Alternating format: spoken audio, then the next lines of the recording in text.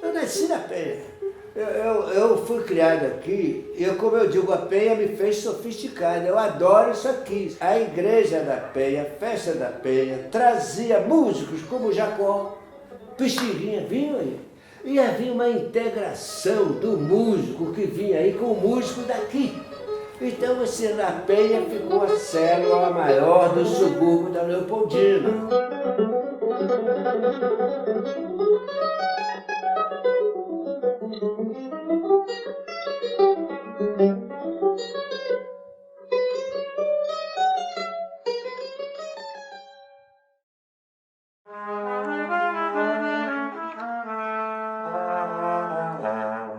Aí, tá bom o som.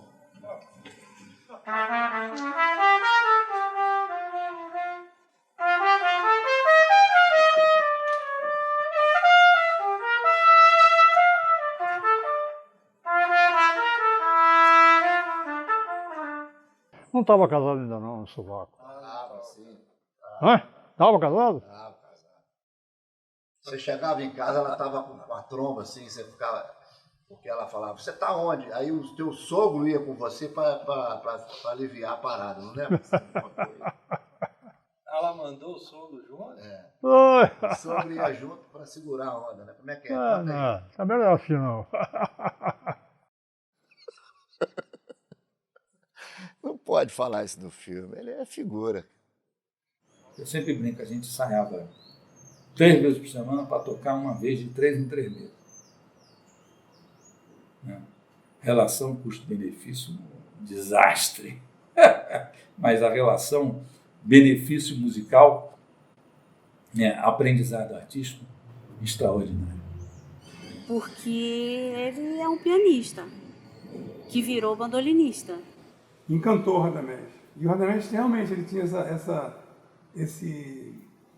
referência, né? Essa imagem que ele encontrou para diferenciar o Joel dos outros bandolinistas, né? Ele dizia que o Joel é como se o Joel tocasse colorido. Tal a qualidade musical e técnica do Joel Nascimento. Isso é uma história realmente que precisa ser contada, viu?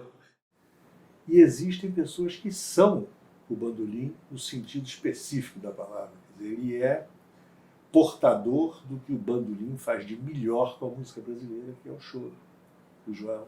Vamos mandar mais, vamos mandar mais. Fala mal do Joel agora, moleque safado.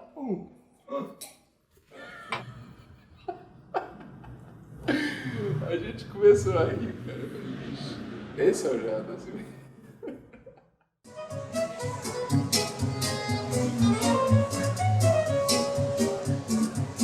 Esse cara merece muito, ele é uma enciclopédia da música, do choro, do som.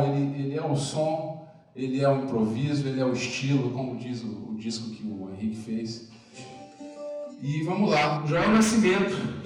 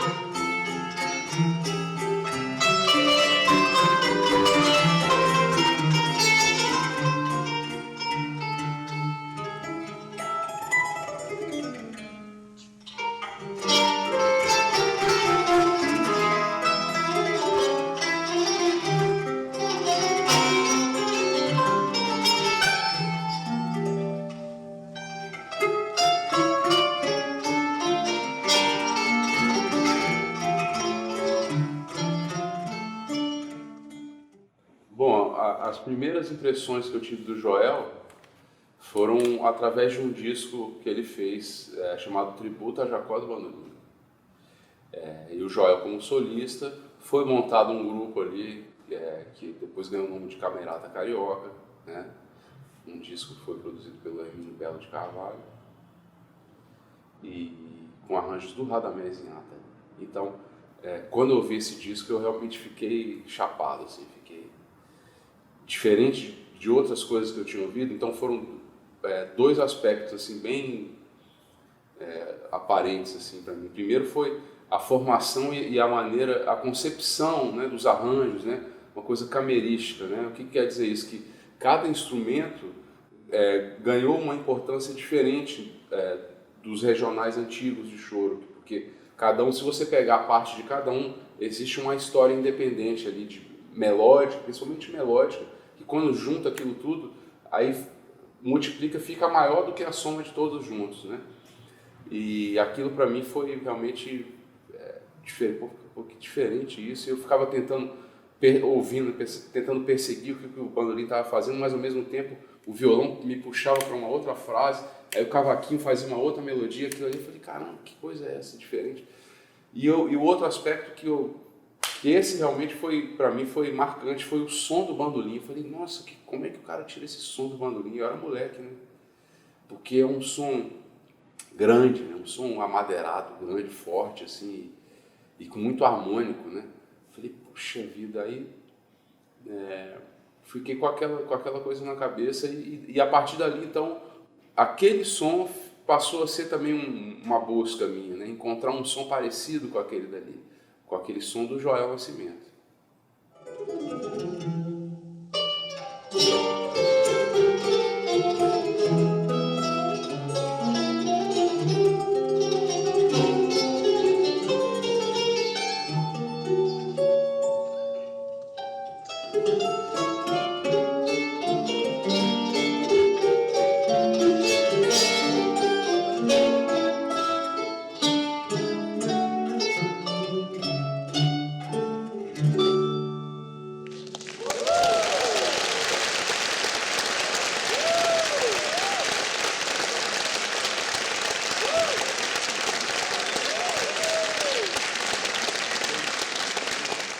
E eu só fui conhecê-lo pessoalmente, de verdade, quando eu fui convidado para tocar na Camerata e quando eu fiz o primeiro ensaio com ele.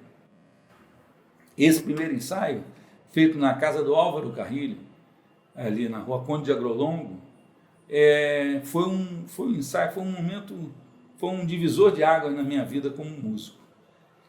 Primeiro porque eu fiquei muito impressionado, porque você ouve o disco, você ouve a gravação e você tem a impressão de que aquilo tudo tem uma maquiagem, né? Que aquele som tem todo um trabalho, uma fantasia, uma coisa em cima daquilo que aquilo, na realidade, não é exatamente assim, né? Pois é, era exatamente assim. O som do bandolim do Joel, eu tive foi uma coisa, um choque. A primeira coisa que eu pensei, quando eu cheguei em casa de volta, foi que eu não queria mais tocar bandolim. E realmente não toquei, nunca mais toquei bandolim. Você gosta do Joel. O Joel não consegue tocar mal. É um negócio estranho. Essa conversa eu tive, não sei com quem, num período que o Joel estava escutando pouco, que era uma beleza. Escutava pouco, estava com os problemas, não sei o quê. E alguém fazendo esse comentário sobre a possível dificuldade auditiva que ele estava passando, disse assim, o Joel não precisa escutar nada, a música gosta muito dele, tudo que ele toca vai ser sempre muito bonito e tal. E tinha razão. Ele marcou de conversar comigo sobre o repertório, que ele gostaria de fazer uma gravação com essas músicas.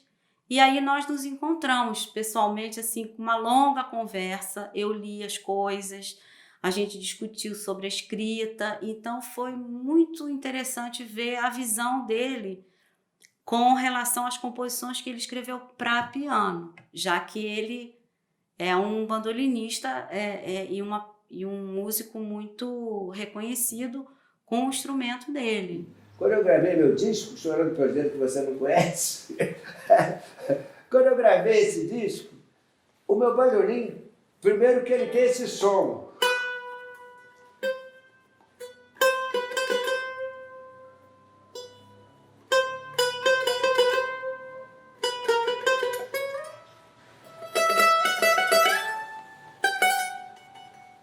Ninguém fazia isso, nenhum bandolim faz isso. O arranjador começou a ver que o bandolim dava samba.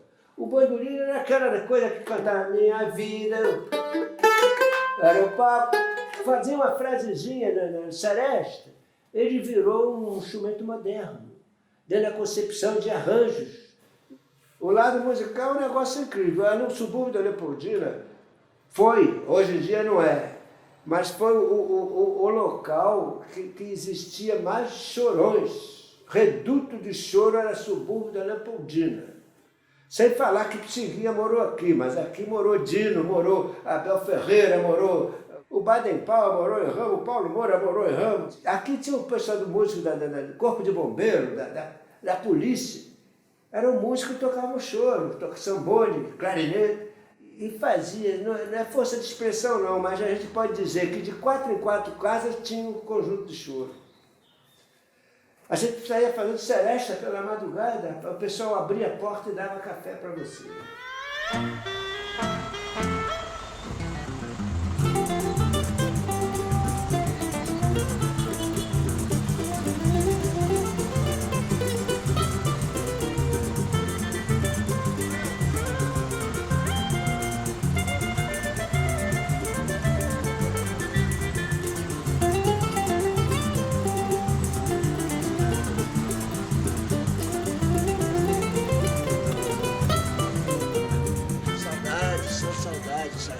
O Subaco foi existindo, era ponto de encontro da rapaziada local.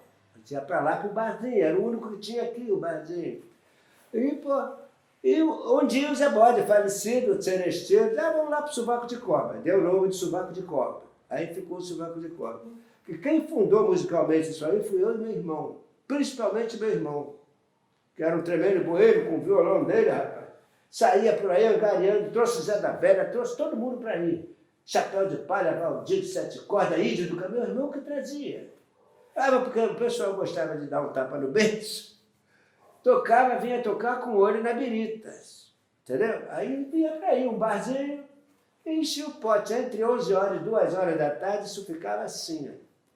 Lá na Circular da Penha, aos domingos tinha lá uma reunião do pessoal lá do Subaco de Cobra, que era muito bom. Foi uma aula muito boa, porque eu tive o prazer de tocar com Pixinguinha, com Paulo Moura, Abel Ferreira, o Altamiro Carrilho, um bocado de músico famoso aí, muito bom, né? Então, para mim, foi uma escola muito boa, muito boa. Eu comprei o Jornal do Brasil e estava na rodoviária, aqui no Rio de Janeiro, esperando para pegar um ônibus para algum lugar.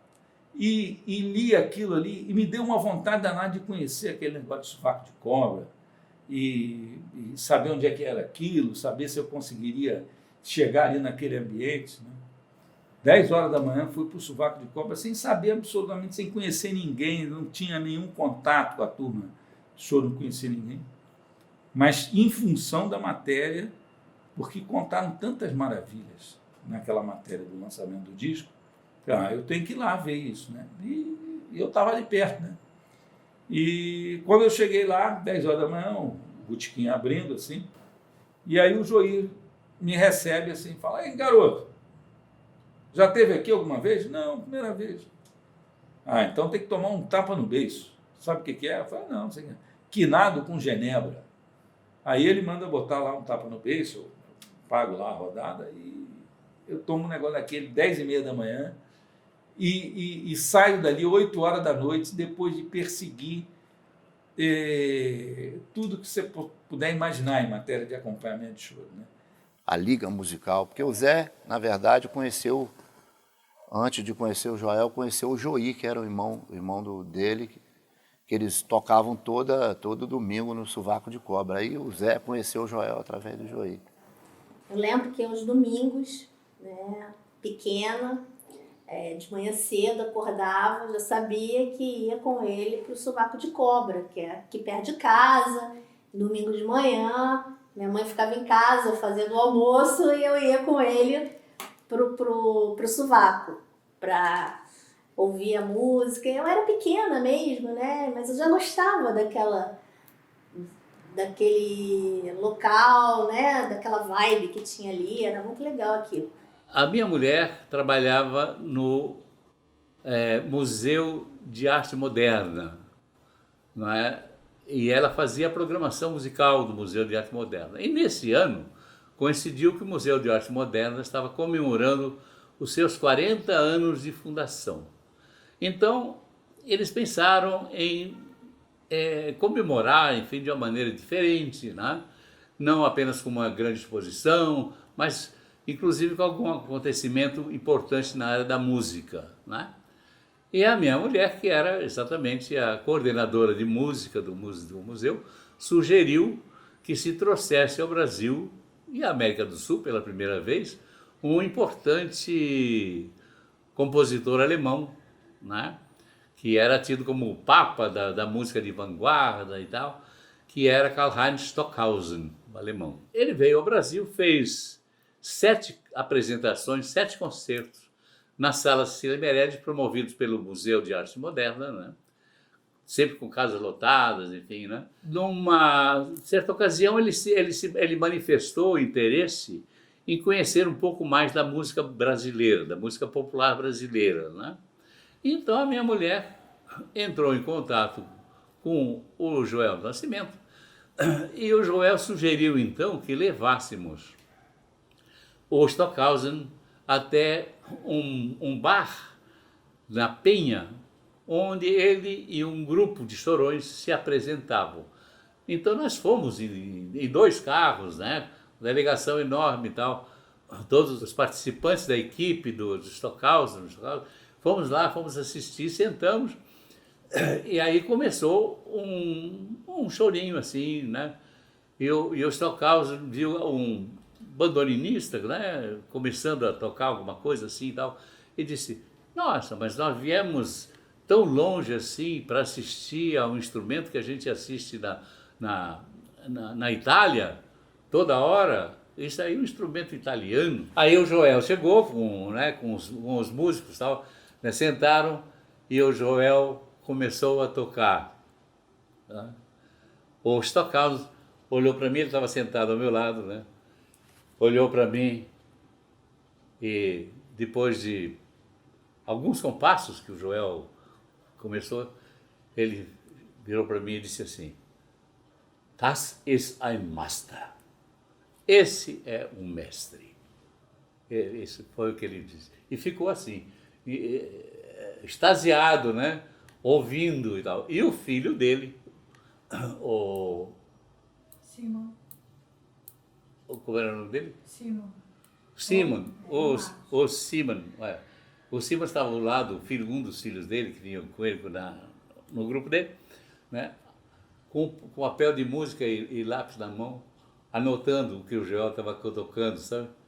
E disse, isso aí é uma coisa fantástica, esse ritmo a gente precisa usar na nossa música, sabe?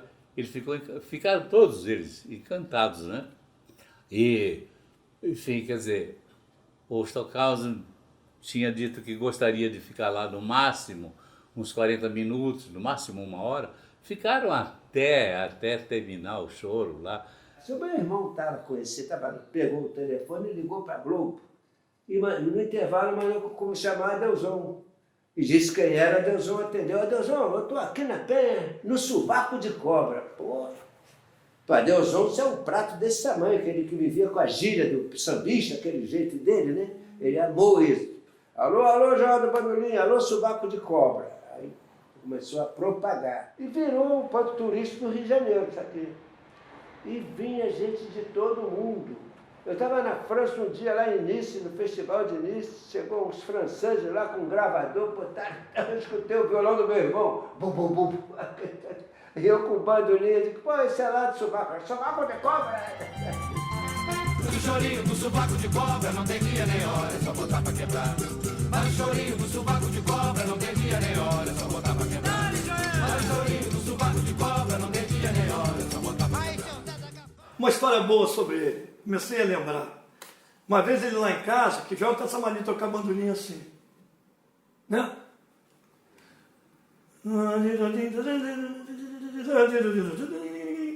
Na minha casa, minha avó me chamou no canto assim, mas meu neto, poxa, esse ceguinho toca muito bem. Eu falei, vovó, não é ceguinho não, é aquele revira os olhinhos, fica muito inspirado, entendeu? A vovó falou, ceguinho toca muito bem. No tempo que a gente namorava, né, Joel? Que ele ia com violão lá pra casa, né, Joel? Ele tocava os boleros do Lúcio Gatica, Bessa Memute, essa música que nós gostamos muito. Né? Agora dessa... Eu aprendi muito ouvindo interpretação, cantores. Lúcio Gatica foi um cantor de bolero. O bolero influenciou muito a música brasileira. Então ela está falando que eu cantava os boleros, eu adorava o Lúcio Gatica. Eu adorava, sabe, que é a Dalma de Oliveira. A forma de cantar, dava uma atrasada, ela ia buscar. E isso aí eu faço na minha interpretação. Eu gosto muito desse estilo de coisa. Isso aí é sentimento. Sentimento.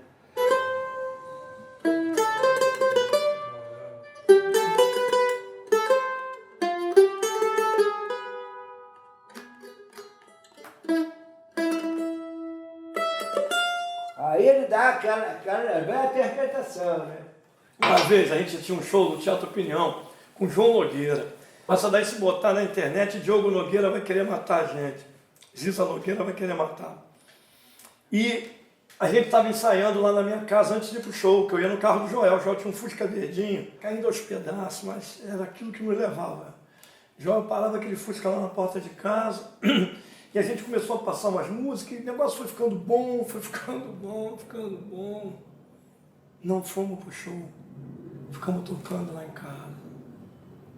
Bateram na porta, fui ver, era a babá da Elisete. João, você dá injeção. Eu sabia que eu dava injeção. A Elisete está precisando tomar uma injeção. Tá lá, daqui a pouco eu vou lá, tá? Passou, bati na porta dela, assim, fiz uma coisa assim, passei. Tá doendo, Elisete? Não, tá bem. Quando eu comecei a injetar, reportei. Fui obrigado a reportar meus 10 anos na música do Botequim, naquela vitrola que cai o disco, roda, cai. Aí eu comecei, saudades torrentes de paz. Comecei a me lembrar dessa música. Agora, sabe por quê, meu querido? Porque o Joel era um brincalhão, né? Um moleque, que é aquela cara séria, assim, mas é um moleque total da Penha, né? Uma figuraça. Então eles estavam viajando com o projeto Pixinguinha, o Radamés estava junto, porque era aquela época que o projeto Pixinguinha era luxuoso, né? Que levava os músicos para fazer turnê pelo Brasil afora, com os melhores hotéis e tal. Então foi o Radamés com a Camerata, e se não me engano foi Elisete Cardoso também, com eles. Né? Aí chegando lá no hotel, o Radamés estava na piscina, todo mundo na piscina, assim, se refrescando, no Nordeste, não me lembro exatamente qual é a cidade. Mas estavam lá, de repente, entra o Joel na piscina do hotel, nu.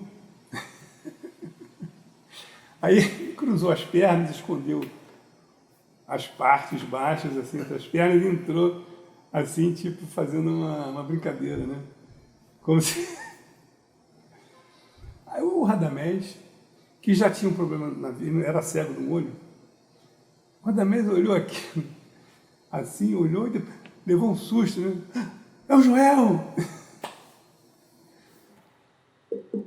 Ele abriu a porta, o que é? Ele é assim. Eu entrei, pô.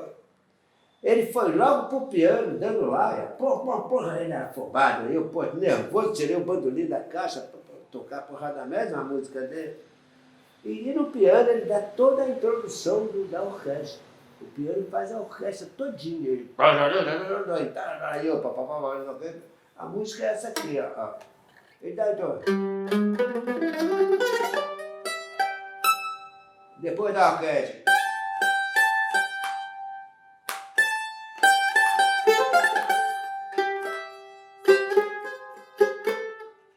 Isso é um movimento de Pixinguinha. Ele fez o retrato de Pixinguinha, fotografia musical.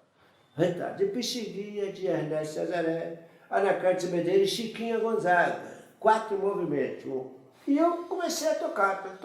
Na metade dessa música, pô, mas peraí, isso está muito bom. Quando eu acabei de tocar, ele se levantou e fez um comentário para Padeli e para o Roberto Trás.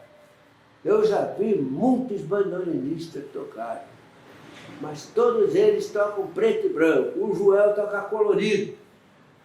O Joel ingressou nesse universo, encantou o Radamés. E o Radamés realmente ele tinha essa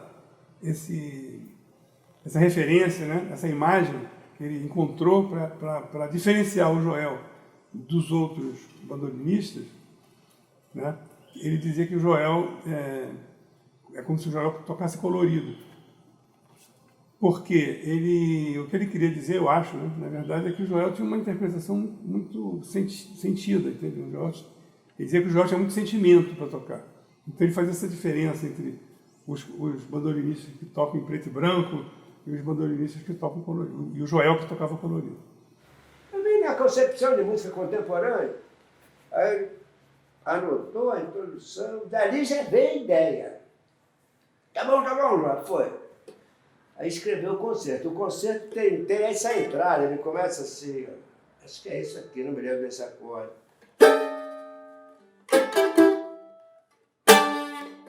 É uma porrada que tu dá. Tá gravado isso. Tá esse terceiro movimento, não tá essa parte, mas tá nesse disco aí. Então, ele escreveu o concerto.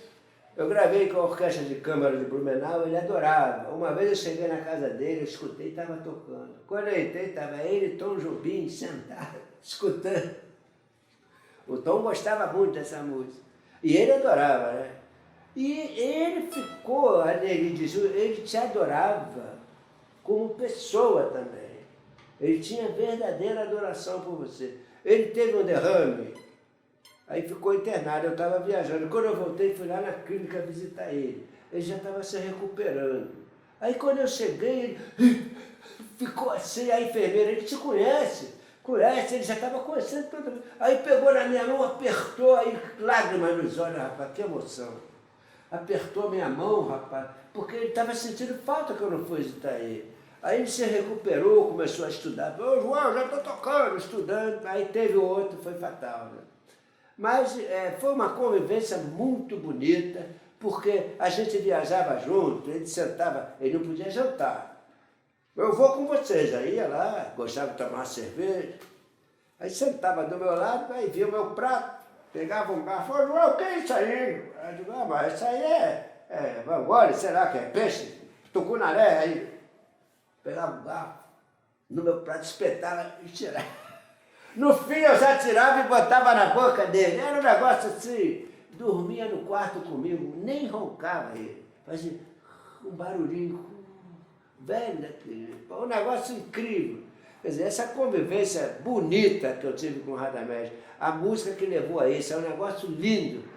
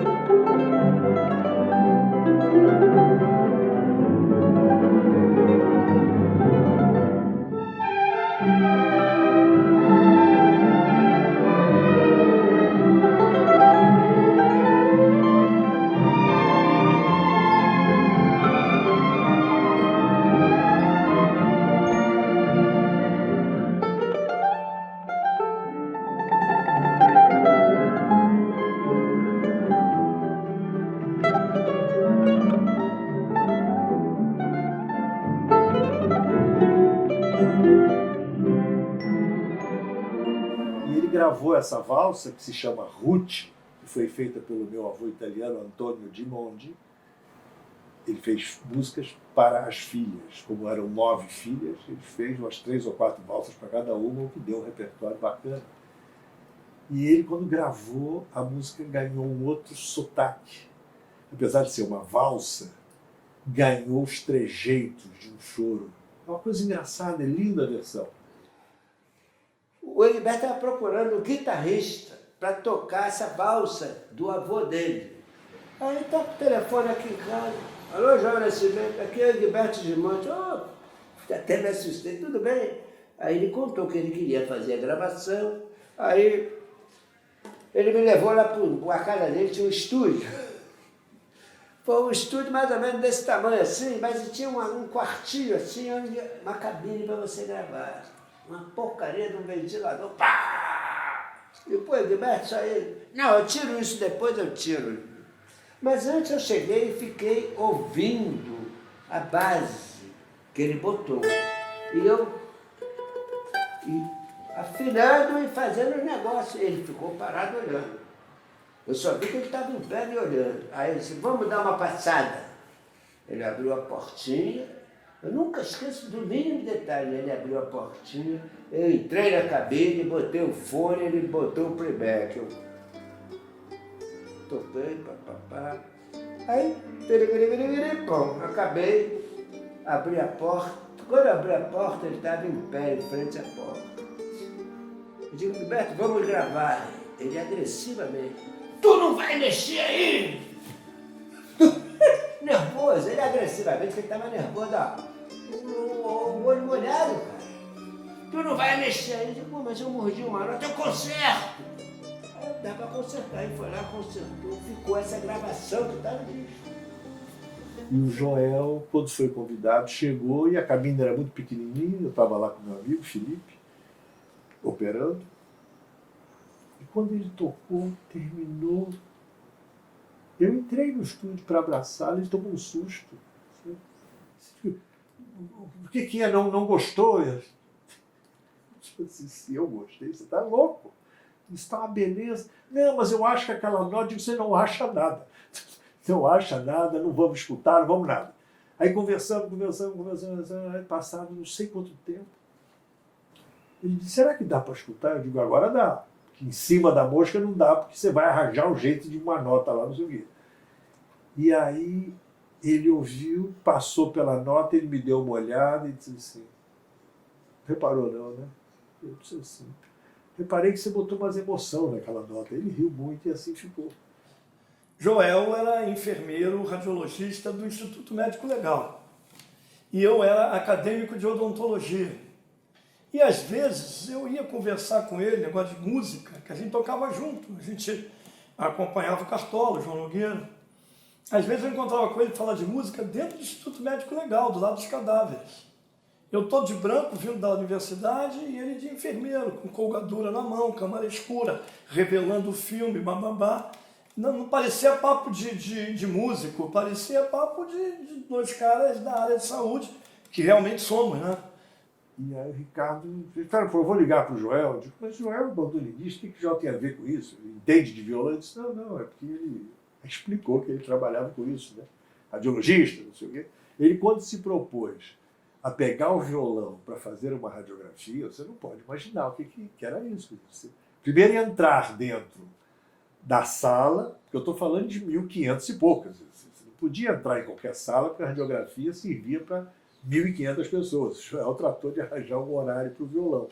Isso já é uma coisa maluca. Isso. E ele entrou com o violão, porque ele tinha que ser o responsável, e para colocar o violão em cima daquela chapa, ele, como é instrumentista, ele disse, essa chapa é meio dura, assim, não pode botar ao contrário, vamos botar um pano embaixo, mas se puser o pano atrapalha. Ele contando, a gente dava gargalhadas dentro da sala. É uma coisa maravilhosa. E aí, por conta da tal da radiografia, descobriu-se o tal negócio lá que os luthiers queriam descobrir. Eu não sei te explicar tecnicamente o que era. Quer dizer, o Joel, além de tudo, é um radiologista que você não pode imaginar. De violão, então, é uma beleza. Aquilo ali faz cada radiografia linda de violão. Né? Dá você ver, o sujeito... O que o senhor faz na vida? Eu sou bandolinista e radiologista. O primeiro instrumento que eu gostei na minha vida foi o piano. Através de um filme que eu vi dar uma chanchada sobre a vida de Chopin. Ainda hoje estava vendo um filme do Horowitz no piano e tocando a polonesa. Eu disse para minha mulher, esta música aí foi que me fez despertar para a música, no cinema. Eu fiquei maravilhado com as polonesas. Aquela coisa, eu saí maravilhado. Bom, eu acho que o fato dele ser um chorão reconhecido, né, um músico dentro do choro, do repertório do choro, primeiro foi uma surpresa ele ter feito músicas que não são choro genuíno, são obras para piano, que diferem dessa linha que ele se profissionalizou, entendeu?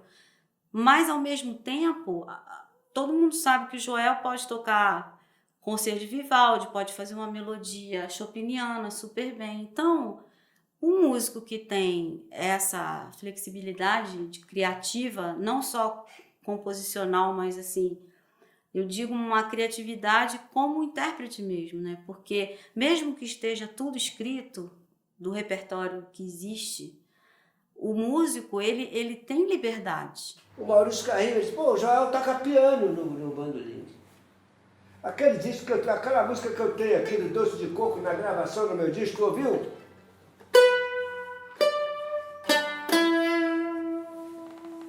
Parece um piano, cara. Ninguém faz isso, faz. Então, tá aí. Agora, isso aí, eu não quero dizer que eu sou melhor, que seja melhor do que ninguém, não é isso não. Então, esse meu estilo partiu da minha surdez também. Da minha surdez. Por que não? Porque eu não fiquei surdo assim, totalmente. Eu fiquei surdo de um ouvido que me impossibilitou de estudar o piano. Vou gastar tempo de estudar piano se eu vou ficar pior e vou deixar o piano mais tarde? Eu parei. Eu não vou conseguir tocar daqui para cá, porque eu escutava assim aqui, ó. A parte aguda do piano. Aí larguei. Mas esse lado eu ouvi o bandolim relativamente bem, deu para mim começar a minha carreira. Aí abandonei o piano. Eu digo, agora ele já namorou, eu preciso ter uma profissão. Eu fiquei matutando. Eu disse, segundo grau, o que eu vou fazer? Não fiz faculdade. Aí eu encontrei na esquina uns colegas meus conversando sobre esse negócio de técnica radiológica. A gente pode trabalhar 4 horas por dia, pode ter 3 empregos. Eu digo, isso é que serve para mim. Mas é perigoso, eu digo, se é perigoso, o nego não trabalha nisso. Nunca vi ninguém falar que morreu de raio-x. Não existe isso. Eu vim tomar conhecimento dessa importância do Joel Nascimento como músico, realmente quando ele começou a tocar profissionalmente. Né? Porque até então ele tocava no sovaco, com o irmão dele, meu tio, nas rodas dos amigos, mas ele não era profissional. E quando ele se tornou profissional, e eu já era maiorzinha também, né? Eu comecei a ver, aí já falava no rádio, né? O nome dele, aparecia na TV, aí já tocava no teatro, aí eu falei, nossa, e as pessoas sempre elogiando, né? Pô, teu pai toca muito, não sei o quê. Aí eu falei, nossa, eu também gostava do jeito dele tocar, né? Eu achava bonito, todo mundo, as pessoas chegando para falar. Nossa, você toca, eu fico emocionada, você transmite um sentimento bonito, né? Com o teu som. Então, isso tudo foi me despertando e depois vieram as críticas, né? Boas. E em 1974, em Paquetá, ele me apresentou o João Nogueira, meu irmão. O João Nogueira, eu já tocava bandolim. Eu comecei a tocar bandolim em 69, é outra história. Aí o João contou o Braço de Boneco, a música dele, do Paulo César Pereira, bonita. Eu e meu irmão fez um floreado lá, o João ficou maluco. Eu vou começar a gravar segunda-feira, você vai gravar comigo. Entrou aqui, não saiu aqui, porque desse lado eu sou surdo. Aí eu digo, pô, João, tá bom. Vim pra casa, a vizinha, telefone eu dei da vizinha, eu não tinha telefone. Ela ligou, estão ligando da Odeon. Eu fui lá, atendi, é para gravar logo mais, era às 9 horas da noite. Aonde é que fica isso? É Cinelândia, papai, eu não sabia. Pô, chega lá, enquanto o Dino, enquanto o Paulo Moura, tudo no estúdio, o que eu estou fazendo aqui? Gravei, o produtor é o Adeusão Alves. O Adeusão, quando para nas pessoas, é terrível. Ele parou na minha, rapaz. Porque o meu som, quando eu comecei a tocar, todo mundo ficou maravilhado. O Sorriso de Cristina, meu pai fala que eu sou a melhor composição que ele fez. Então, eu sou ele com parceria com a minha mãe, né? E, além disso, ele eternizou o meu sorriso com essa música Sorriso de Cristina, que é uma polca super alegre, né? Que as pessoas ouvem e dá vontade de se mexer, de dançar. É uma música bem alegre, eu acho que é isso. E ele diz que ele fala que quando ele começava a tocar essa música, eu ficava no berço dançando, pulando. Então, é uma coisa alegre, e aí ele resolveu botar Sorriso de Cristina. Garotinha no berço, eu sentado na cama, acho que eu tinha uns 3 anos, por aí. E eu comecei o ensaio da música, não foi quando eu terminei a composição, veio anos depois. Mas esse início eu fazia assim.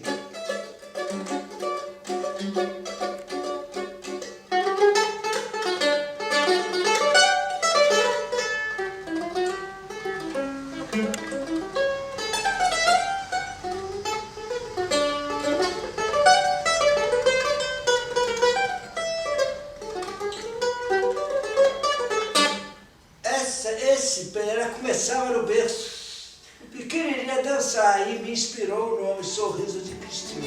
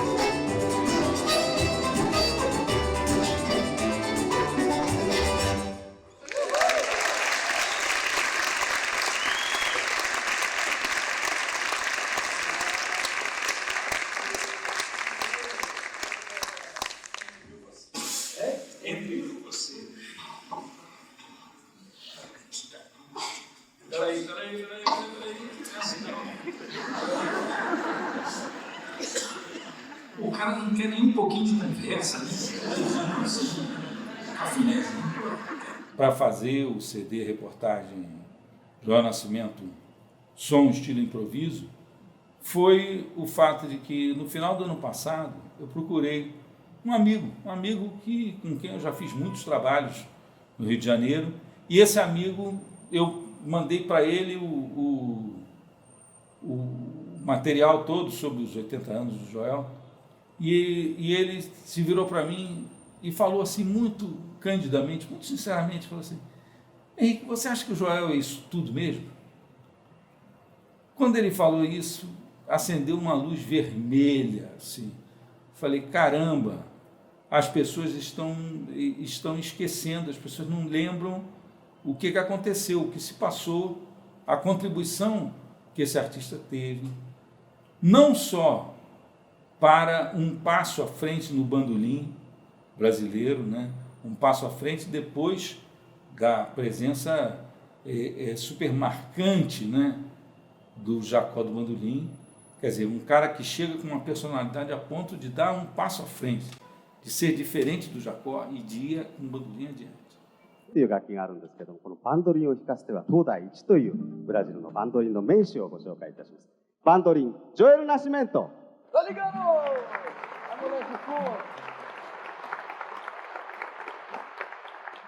Que o fato de ter estudado, né, a música clássica europeia, estudado piano, estudado aquele tipo de cuidado fraseológico que tem do pianista clássico, o acabamento, a dinâmica, o ornamento, o detalhe. Isso é que é o diferencial do Joel. Na interpretação dele tem um nível de detalhe que não tem na de nenhum chorão.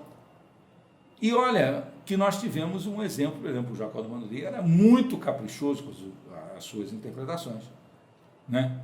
Mas o Joel conseguiu, e olha que isso foi um negócio muito difícil, ele conseguiu realmente dar um passo à frente nessa questão interpretativa, do acabamento da interpretação.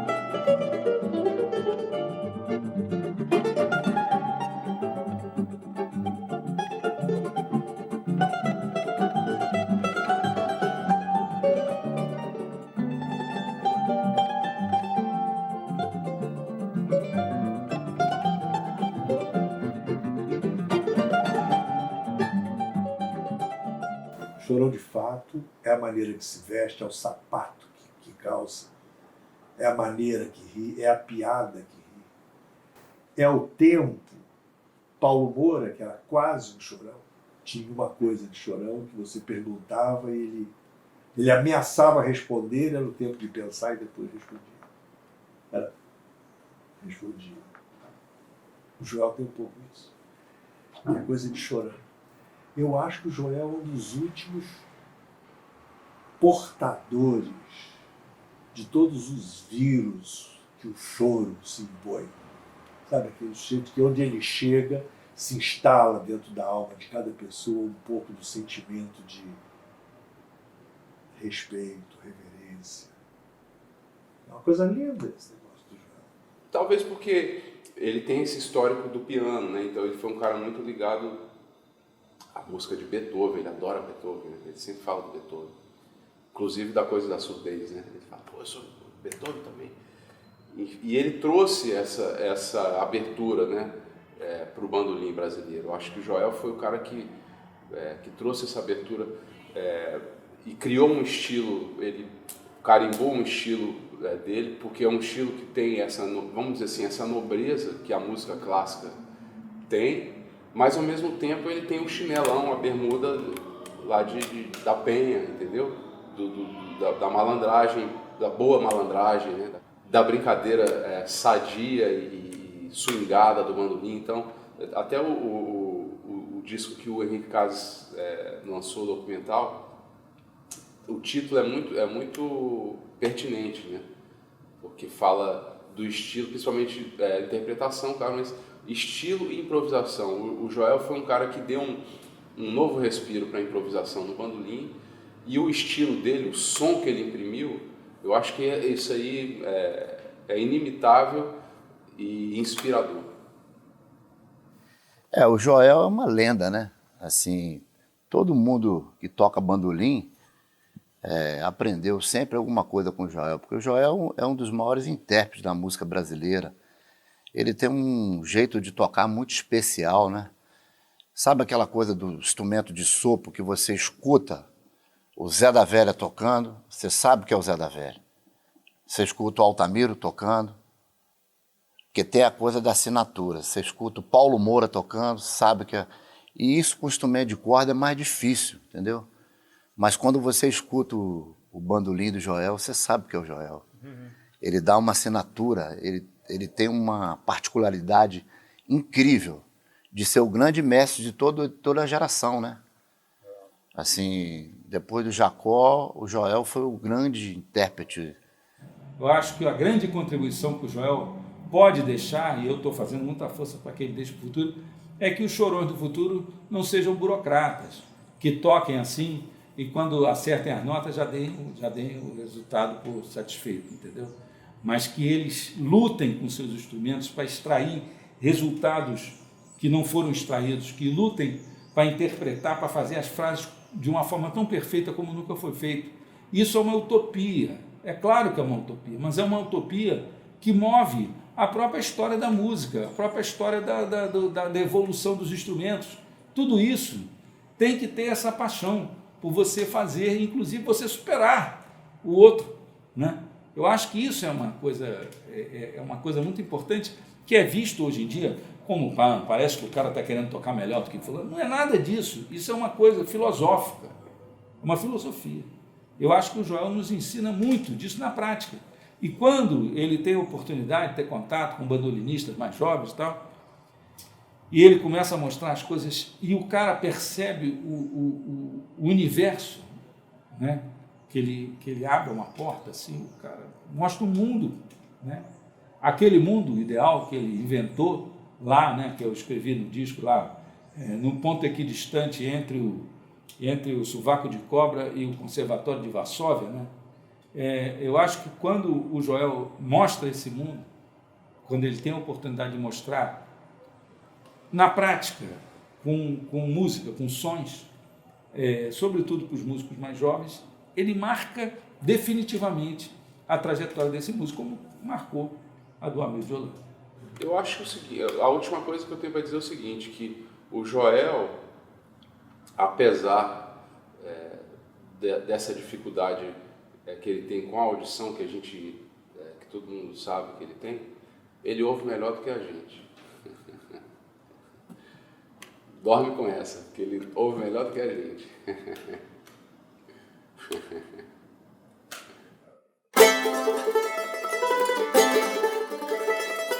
Ensino ele.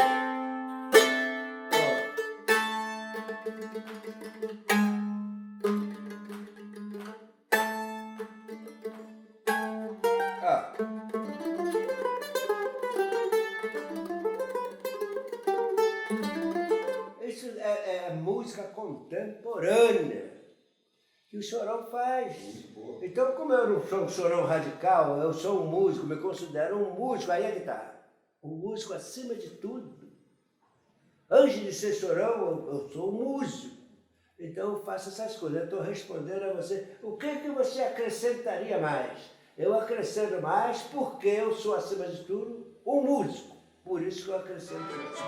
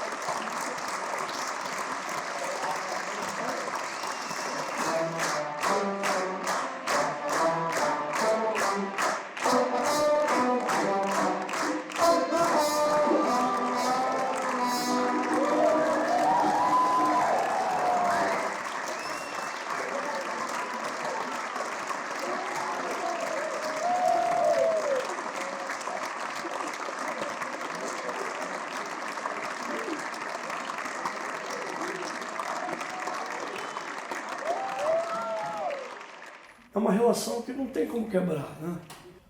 Se eu começar a falar muito dele, eu acabo até chorando, porque vem muita coisa que faz parte da minha vida, que vai vindo à tona, e a gente vai se emocionando. É um gênio.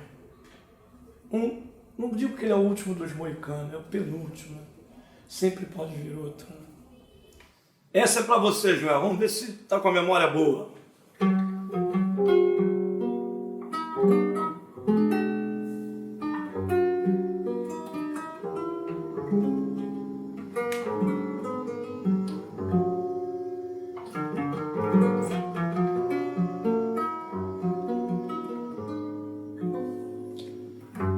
De coração aberto, a gente faz projeto, amor. A gente escolhe um rumo pro nosso desejo. Mas nem tudo dá certo, o tempo é mal secreto, amor. Ele brinca nos caminhos com o nosso cortejo. A morte está por perto, o tempo é um objeto, amor. E ela é quem nos dará um verdadeiro beijo. Mas morrendo poeta, a música prossegue, amor. Pois é a mão de Deus que movimenta o realejo. Essa valsa chama Valsa do Realejo. Paulinho Pinheiro fez a letra dela e a melodia dela eu dediquei ao Joel.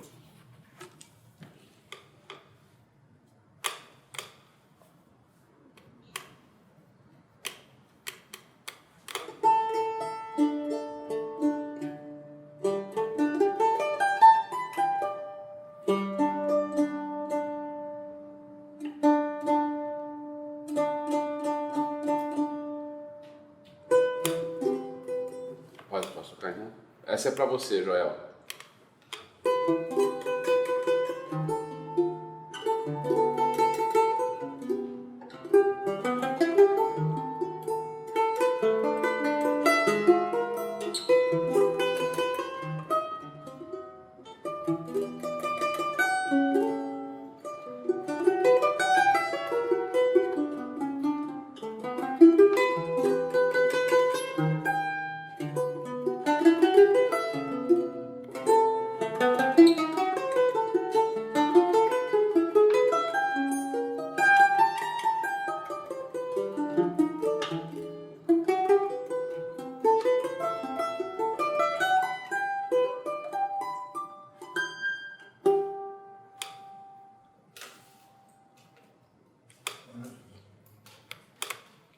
Acabei de fazer para ele aqui.